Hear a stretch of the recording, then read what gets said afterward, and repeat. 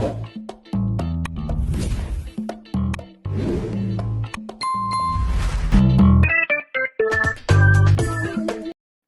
Chem People, welcome back to Podcast Chemistry. Podcastnya Himakit, di mana di sini kita akan berbagi cerita pengalaman, pengetahuan, inovasi untuk Chem People semua. Nah, hari ini kita akan membahas tentang salah satu jurusan yang terdengar spesifik, tapi sebenarnya berperan besar di industri tekstil atau riset ataupun fashion. Apalagi kalau bukan jurusan kimia tekstil. Nah, hari ini juga kita akan bersama narasumber yang spesial, yaitu salah satu dosen dari jurusan kimia tekstil, sekaligus berpengalaman di industri tekstil juga di dunia kampus. Oke, sebelumnya kita perkenalan dulu ya Pak. Boleh Bapak perkenalan terlebih dahulu? Halo semuanya teman-teman, saya Brilian Muhammad atau seringnya dipanggil Billy.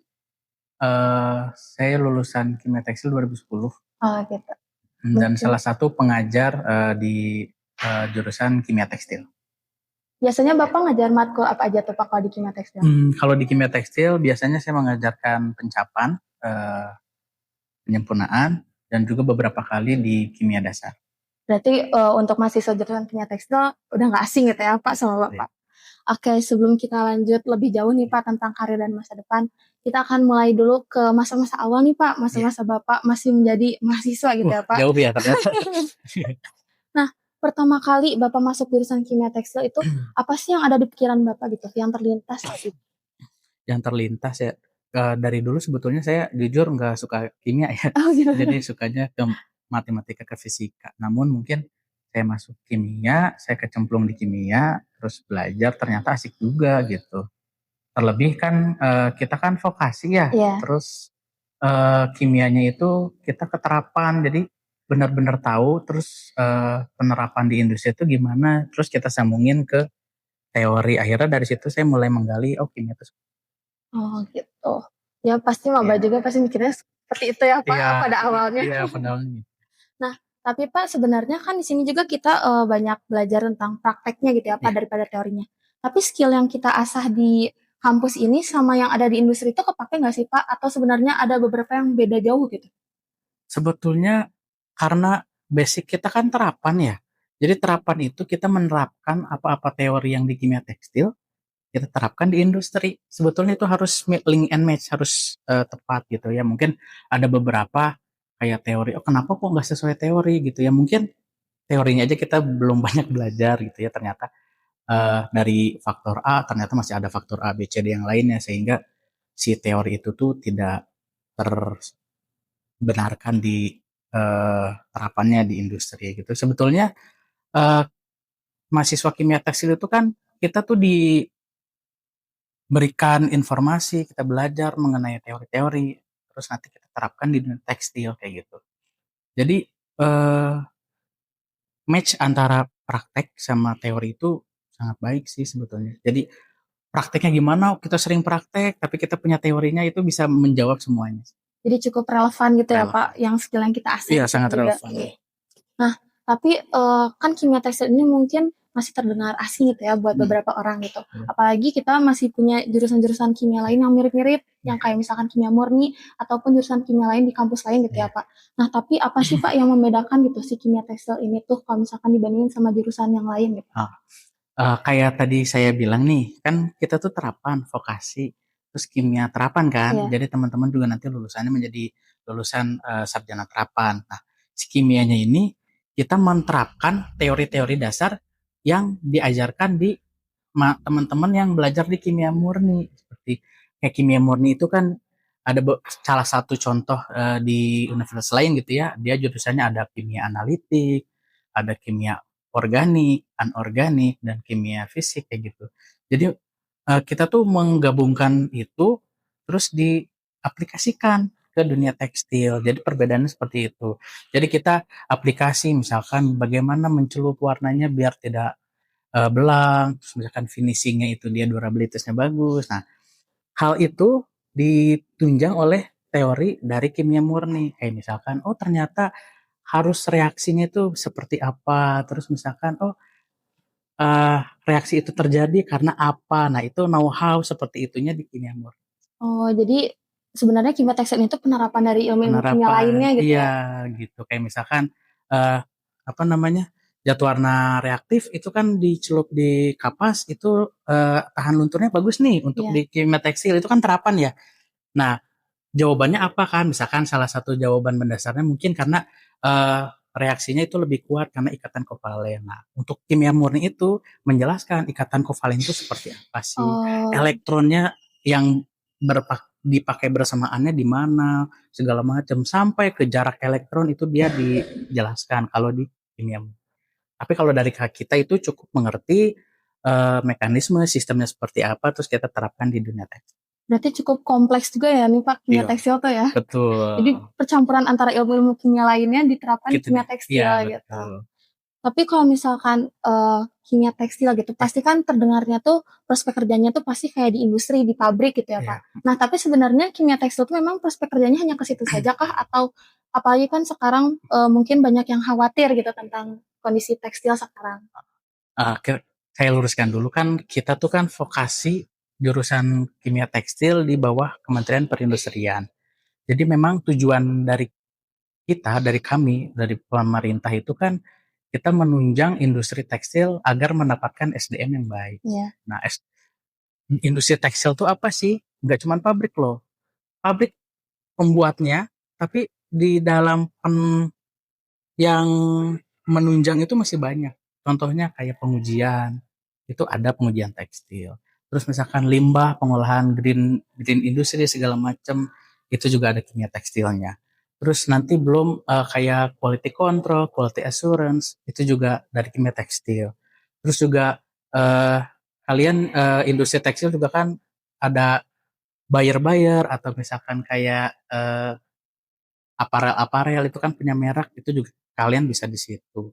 Bisa juga jadi peneliti, peneliti bagian tekstil kayak di BRIN gitu kan. Kalau dahulu di tetangga kita kan di BBT segala macam itu ada peneliti. Ada juga sebagai pengajar juga bisa. Terus misalkan sebagai kayak standarisasi segala macam itu juga kan baju, pakaian, industri tekstil juga butuh standarisasi. Itu juga teman-teman bisa berkarir di situ.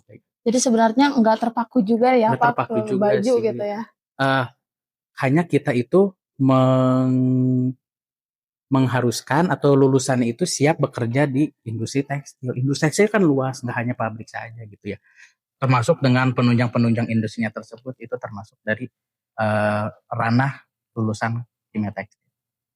Baik-baik. Nah, sekarang juga kan Pak, zaman tuh sudah berkembang gitu Ya, ya, teknologi juga sudah berkembang. ya, Nah, apalagi sekarang tuh banyak yang kayak penggunaan AI, kayak ya, gitu ya betul. Pak, atau robot. Ya. Nah, tapi kira-kira untuk jurusan kimia tekstil ini sendiri tuh bisa gak sih Pak tergantikan sama robot-robot atau AI gitu? Sebetulnya tergantikan oleh AI itu yang pertama mesin-mesin mungkin ya. Ketika kita lihat zaman dulu ketika revolusi industri mesin nanti ada pembuatan mesin banyak terus nanti ada digitalisasi sekarang jadi mungkin dulu mesin cuma dipakai maaf bukan dipakai dipegang satu mesin satu orang sekarang 5 mesin bisa satu orang segala macam sebetulnya itu di lingkup mesin terus juga database gitu kan sekarang AI itu mengambil semua database, dikolektifkan segala macam. Cuman tetap satu yang nggak bisa diganti oleh AI dan segala macamnya itu pemutus keputusan. Jadi segala sesuatu harus diputuskan kan keputusannya mau A mau B.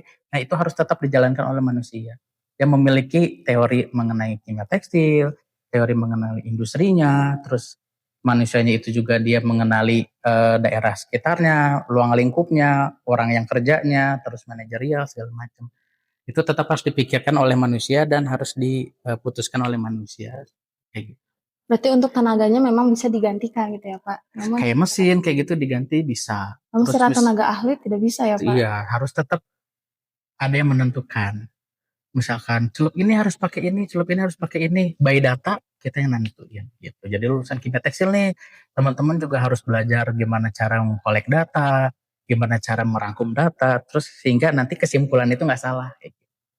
Nah, ngomong-ngomong tentang tadi juga Ya, apa namanya Pak, pengaplikasian ya. di dunia industri gitu ya Pak. Hmm. Nah, sekarang kan kalau misalkan mahasiswa itu kebanyakan berpatok pada nilai ya Pak, Ya, selama di kuliah ini gitu. ya. Nah, sebenarnya apa sih Pak skill yang misalnya sebenarnya tuh harus ada gitu dan itu tuh terpakai gitu di industri gitu atau saat kita kerja nanti.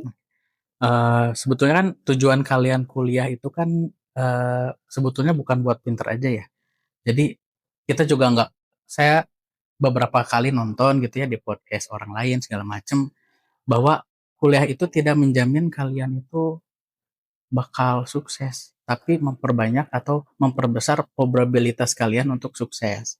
Nah, takaran sukses itu apa sih? Kan kalian tugasnya siswa tugasnya kan belajar ya. Iya. Kalian dibayar oleh orang tua atau dibayar dengan beasiswa, kan itu untuk menghasilkan yang maksimal gitu ya, Iya. IP-nya baik. Tapi jangan jangan hanya IP yang dikejar. Karena ada beberapa skill yang memang harus dikejar dan tidak ada di perkuliahan atau dari pihak kami yang mengajarkan. Contohnya kayak misalkan apa sih yang harus skill yang ditujukan itu, kayak dari teman-teman ikut organisasi segala macem, itu ngaruh di dunia kerja. Jadi kalian itu punya belajar problem solving seperti apa, terus manage waktu seperti apa, terus manage waktu antara kalian kuliah, tugas kuliah, belum lagi berantem sama teman-teman Iya. kan di himpunan atau misalkan di UKM segala macam. Terus kalian memanage itu waktu sedemikian rupa kalian itu praktek 5 jam segala macam. Nah, kan itu juga ketika kalian diasah setiap tahun satu semester gitu kan, kalian juga akan terbiasa, dan itu juga terjadi di dunia kerja ketika kalian bekerja dengan orang lain, ketika kalian punya atasan, punya bawahan, kita ditekan dari atas tapi kita harus nekan ke bawah, bawahnya susah diatur, kan itu segala macam tidak ada di kuliahan ya, itu hanya dilakukan ketika kalian banyak eh, ada kegiatan di luar itu. Nah, itu kan bisa diajarkan kayak gitu ya.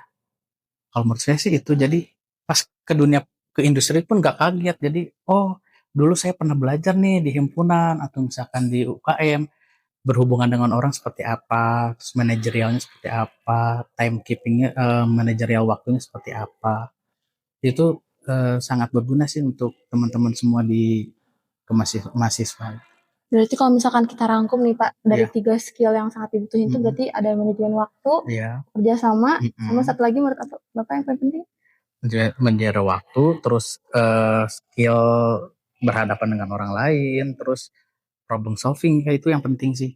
Jadi kan kalian pas lulus itu middle management ya. Jadi Iya. kalian salah satu pemberi keputusan. Ketika itu tidak diasah, ya, kalian adaptasinya bakal lebih lama, dan perusahaan juga bisa melihat, oh ini anak bisa adaptasinya cepet nih gitu kan. Karena apa? Belajar dari sebelumnya. Nah, jurusan kimia tekstil ini juga mungkin buat beberapa orang masih terdengar asing gitu ya, Iya. Pak. Nah, kalau misalkan kita jelaskan nih, Pak, jurusan kimia tekstil ke orang yang masih awam atau misalkan baru mengenal gitu, itu gimana nih, Pak, penjelasan singkatnya nih tentang kimia tekstil? Tekstil ya. Jadi kalau secara awam ya, karena kimia tekstil itu kita tuh memberikan nilai lebih kepada bahan tekstil gitu ya. Ketika kain putih aja, mohon maaf untuk kain kafan kan itu serem ya, Ya. putih aja gitu.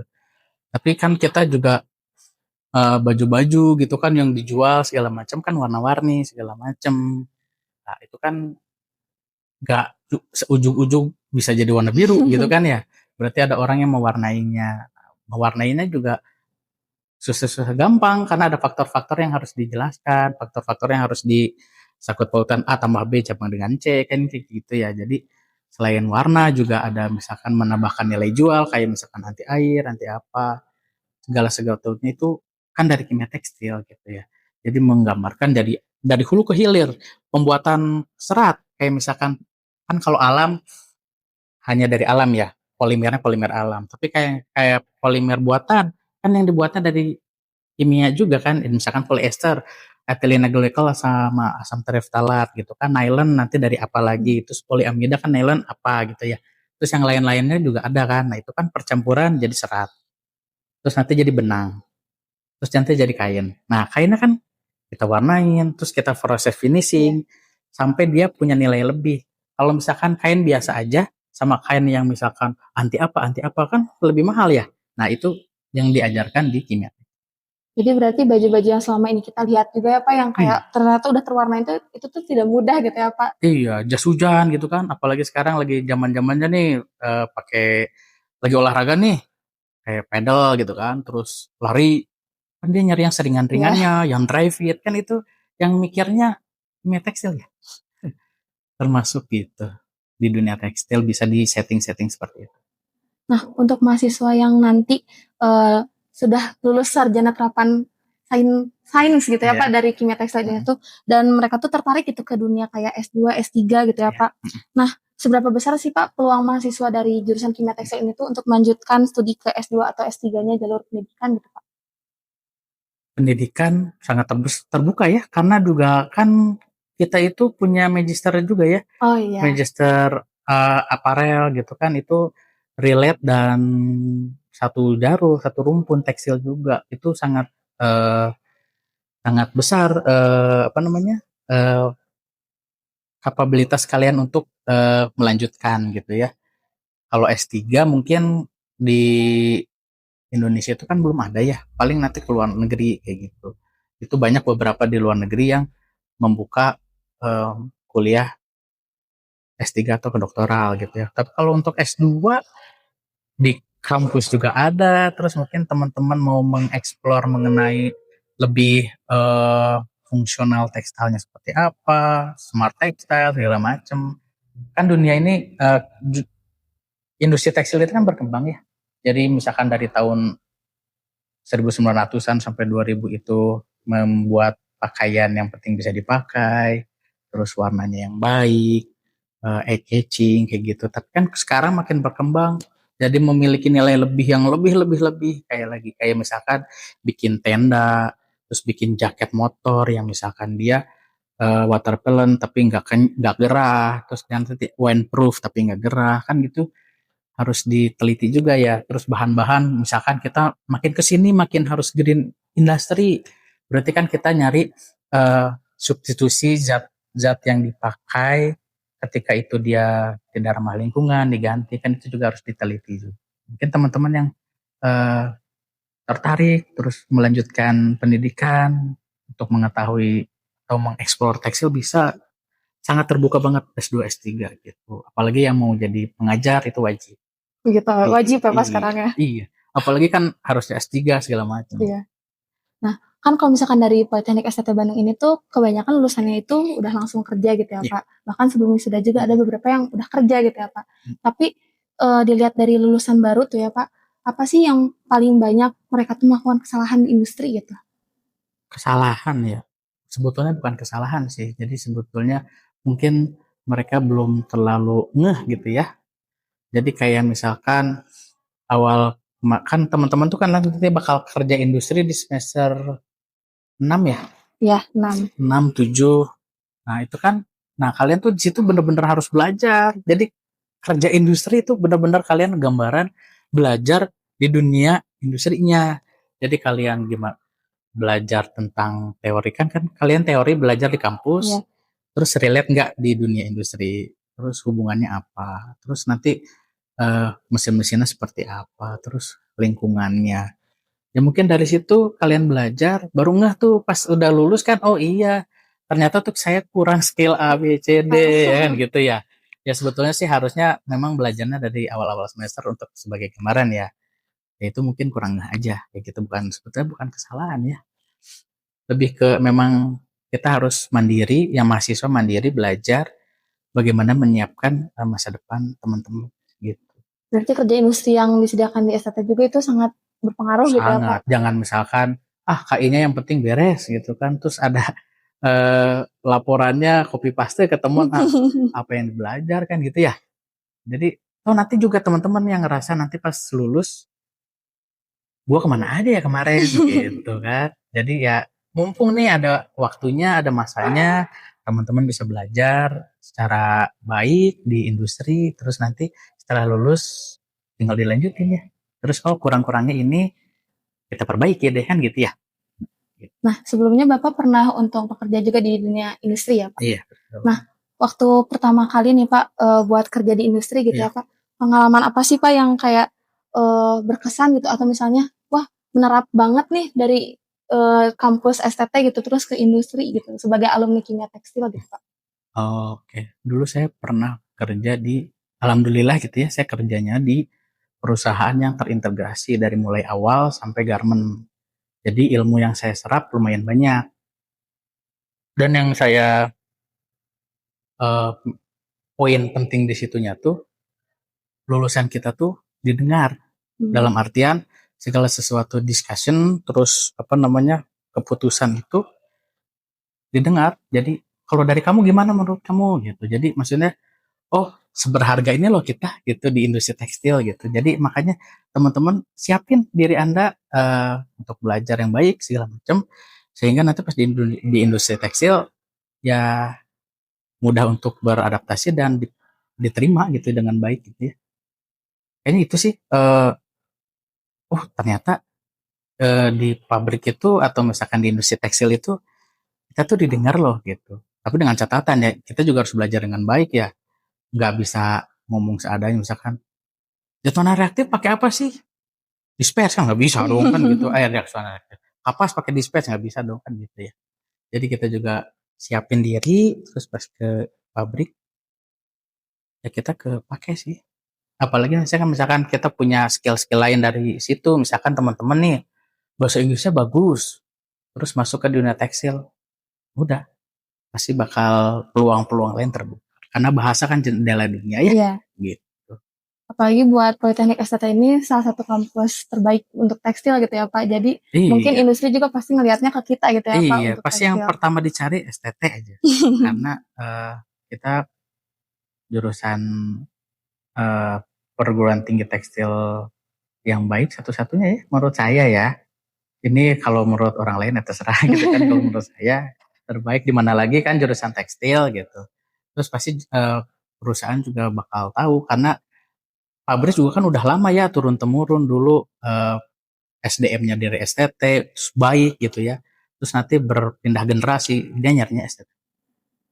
Oke, nah banyak juga ya Pak untuk mahasiswa jurusan kimia tekstil itu yang sebenarnya masih meragukan nih Pak, apa gitu masa depannya nanti gitu ya Iya. Pak. Nah kalau misalkan dari Bapak nih ada nggak sih Pak pesan-pesan gitu buat para mahasiswa yang masih ragu gitu dengan masa depannya, apakah mereka akan melanjutkan atau misalnya buat maba-maba gitu Pak yang lagi cari-cari jurusan terus melihat kimia tekstil gitu, apa sih alasannya gitu Pak? Sebetulnya tujuannya satu sih. Tadi balik lagi yang saya udah tadi ngobrol ya. Kalian untuk kuliah aja itu untuk memperbaiki eh, masa depan kalian gitu ya. Tapi kuliah itu tidak menjadi jaminan kalian untuk sukses gitu. Cuman ketika kamu kuliah, kalian memperbesar tuh kemungkinan kalian dapat sukses gitu. Nah, ini balik lagi ke dunia tekstil. Akhir-akhir ini kan memang banyak ya informasi-informasi, oh tekstil itu banyak pabrik A bangkrut, pabrik C bangkrut, tapi kan pabrik D, pabrik E bangun di sini di Indonesia ya. Terus saya ngelihat data ya, di data dari kampus gitu ya, saya lihat lulusan kimia tekstil atau lulusan STT dengan penyerapan yang dibutuhkan industri itu masih jauh. Jadi selagi industri tekstil di Indonesia hidup, insya Allah eh, serapan SDM dari kita juga bagus gitu. Dan juga tidak menutup kemungkinan kan kalian ketika kalian udah punya skill yang baik di dalam manajerial, kalian punya bahasa juga baik, terus kalian punya teori eh, tentang tekstil yang baik, terus kalian punya pengalaman di pabrik, kan tidak juga menutup kemungkinan kalian bakal menjadi eh, tenaga ahli di negara lain. Kan di negara lain mas pabrik tekstil kan nggak cuma di Indonesia Ya, kan gitu. Jadi bisa jadi tenaga ahli di negeri orang kayak gitu. berarti terakhir nih ya Pak untuk calon-calon mahasiswa baru gitu ya Pak Ya, yang mungkin mendengarkan podcast ini karena mereka sempat mendengar gitu tentang ya, jurusan kimia tekstil. iya. Berarti sebenarnya untuk mereka jangan ragu juga ya Pak untuk Jangan memilih ragu. jurusan ini ya Pak. Iya, jangan. Terus kimia tekstil tuh nggak dipatok di pabrik, terus bagian chemical. Tapi ternyata contohnya misalkan pabrik di Indonesia kan yang sekarang berkembang kayak pabrik sepatu, pabrik garment, itu butuh jurusan kimia tekstil. Bahannya dari mana? Kan dari kain ya. Misalkan kainnya ada reject, nanyanya pasti kan anak kimia tekstil. Oh ini misalkan nih saya contohnya yang nggak pakai bahasa awam. Misalkan kok ini kainnya ini banyak ini ya, total reject. Anak kimia tekstil tahu lah jawabannya di mana. Oh misalkan ini kok skewing, bowing, terus misalkan oh lunturnya kok jelek ya, kita udah tahu itu jawabannya dari mana. Dan mungkin masukan dari kita, masukan dari kimia tekstil itu bisa dipakai di dunia garment. Dari lulusan kimia tekstil ini nanti nggak usah sulit gitu ya Pak untuk Nggak mencari usah sulit. pekerjaan juga ya Pak. Iya. Tanya aja teman-teman yang udah lulus, susah nggak nyari kerja? Oke, Kalau saya berarti kan berbicaranya by data ya. iya. Saya bacanya dari data yang kampus dapatkan, permintaan itu masih belum sesuai dari lulusannya masih kecil, permintaannya masih banyak. Oke, berarti untuk podcast kali ini kita simpulkan kalau misalkan jurusan kimia tekstil ini tuh masih sangat relevan juga ya Pak di industri tekstil gitu ya Pak, Iya, dan masih sangat dibutuhkan gitu ya Pak. masih sangat dibutuhkan karena kita kan satu-satunya di Indonesia ya. Pasti sangat dibutuhkan industri tekstil di Indonesia. Mudah-mudahan berkembang terus dan ya, SDM yang baik tetap dibutuhkan di industri tekstil. Oke, mungkin sekian ya Pak untuk podcast kali ini gitu ya Iya, Pak. Alhamdulillah tadi juga kita juga pasti yang mendengarkan juga nanti banyak mendapatkan insight baru gitu ya iya, Pak tentang jurusan kimia tekstil. iya, Apalagi orang-orang yang mungkin belum banyak mengetahui gitu ya tentang tekstil ini. iya. Ya, sekian untuk podcast kali ini. Terima kasih untuk semua sudah mendengarkan podcast chemistry kali ini. Sampai jumpa di podcast selanjutnya. Dadah. Wassalamualaikum warahmatullahi wabarakatuh.